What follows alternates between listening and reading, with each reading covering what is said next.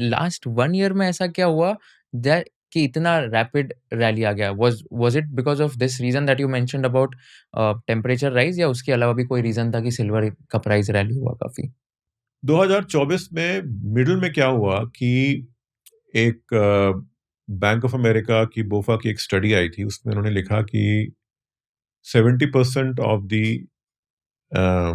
Managed money जो है वो या तो अंडर वेट मतलब लेस देन 1% एलोकेशन है गोल्ड सिल्वर को या है ही नहीं। और वो कोइंसाइड किया कि पॉलिटिकल चेंजेस एक्सपेक्टेड। वो टाइम पे ऐसा लग रहा था कि कुछ पॉलिटिकल चेंजेस होंगे यूएस में।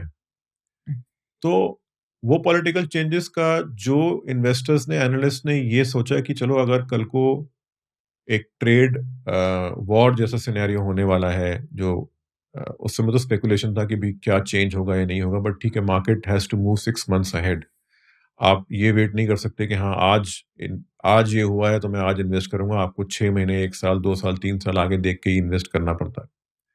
तो वो टाइम पे क्या हुआ कि जो इन्वेस्टमेंट फ्लोज जो नेगेटिव थे, कंसिडरिंग की अनसर्टेनिटी कि अगर रेजीम चेंज होता है यूएस में, उसका क्या इम्पैक्ट होगा डॉलर पे, उसका क्या इम्पैक्ट होगा इन्फ्लेशन पे, उसका क्या इम्पैक्ट होगा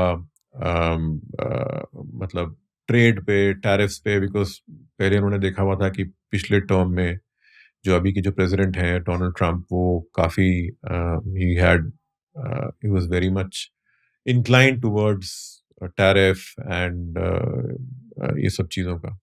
तो वो चीज़ को देखते हुए जो इंस्टीट्यूशनल बाइंग शुरू हो गई फिर और फिर एक जो ट्रेंड जो काफ़ी टाइम से चल रहा था कि भी सेंट्रल बैंक जो है वो काफ़ी टाइम से गोल्ड खरीद रहे हैं। मतलब 2007-8 की क्राइसिस के बाद से उन्होंने ये सोचा कि भी ठीक है, डॉलर जो है यूएस ऐसा नहीं, इनफॉलेबल नहीं है, उसमें भी क्राइसिस होते हैं। तो थोड़ा-सा मतलब पोर्टफोलियो में डाइवर्सिफ़ाई किया जाए, तो चाइनीज़, रशियन सेंट्रल बैंक्स ने गोल्ड खरीदना शुरू कर दिया थोड़ा-थोड़ा मतलब।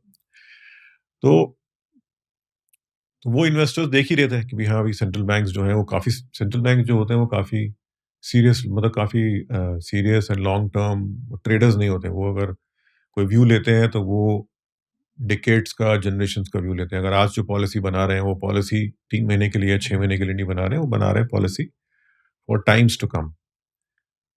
तो इन्वेस्टर्स देख रहे थे कि हाँ, सेंट्रल बैंक्स ने जो डाइवर्सिफाई है किया है गोल्ड में, उससे उनको बेनिफिट हुआ है। सेकेंडली अनसर्टेनिटी इमर्ज हो रही है तो फ्लोज आने शुरू हो गए। तो 2025 में क्या हुआ कि ग्रीन टेक स्टोरी तो चल रही थी सिल्वर की, उसके साथ-साथ गोल्ड और सिल्वर में इन्वेस्टमेंट फ्लोज भी आने शुरू हो गए। तो जैसे आप कह सकते हैं कि वो अगर आप मोटर बाइक रेसर हैं तो एक उसमें एक नाइट्रो वो लगाते हैं जिसमें वो बूस्टर लगाते हैं, नाइट्रो बूस्टर, जिससे वो आपकी जो आउटपुट है वो दुगनी-तिगनी हो जाती है। सो ये एक मार्केट जो है वो टर्बो चार्ज हो गया। जो अभी तक सिर्फ ग्रीन टेक पे चल रहा था, अभी तक सिर्फ फिजिकल डिमांड पे चल रहा था, उसमें इन्वेस्टमेंट फ्लोज भी शुरू हो गए। इसलिए ये एक बहुत ही जिसे आप कह सकते हैं एक अमेजिंग एंड अनप्रेसिडेंटेड रैली हुई है। गोल्ड में भी मतलब गोल्ड का भी रिटर्न अगर आप देखें तो वो भी काफ़ी अच्छा किया, क्योंकि दोनों में पिछले कुछ सालों तक 2024 से पहले तक 2022 तक जो इन्वेस्टमेंट फ्लोज जो नेगेटिव थे वो एब्सेंट थे, वो पॉजिटिव हो गए। इसलिए आपने 2025 में you have seen the market जिसे कहते हैं इन इन बेस्ट केस सिनेरियो।